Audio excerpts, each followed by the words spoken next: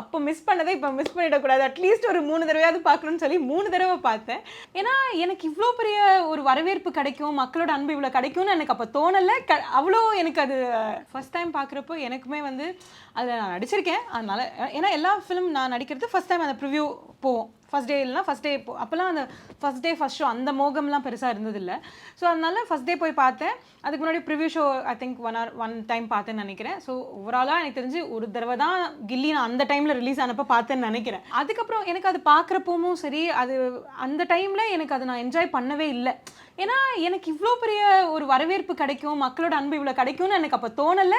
அவ்வளோ எனக்கு அது தெரியல. ஏன்னா I've been acting from the age of 1. So எனக்கு இந்த இதெல்லாமே வந்து தெரியும். ஓகே, ஒரு ஃபிலிம் நடிச்சோன்னா, ஏன்னா அதுக்கு முன்னாடி நேருக்கு நேர்னு ஒரு ஃபிலிம் வந்தது. அதுலேயுமே வந்து எனக்கு நல்ல நேம் இருந்ததுனால அந்த டைமில் எனக்கு அது ஐ எக்ஸ்பீரியன்ஸ் தட். ஸோ எனக்கு அது ஓகே, ஸோ இதுதான், this is how it is going to be. But இது வந்து இன்னும் ஒரு 20 இயர்ஸ் கழிச்சுனா கூட இவ்வளோ ஒரு இம்பாக்ட் இருக்குன்ற அளவுக்கு எனக்கு அப்போ தெரியல.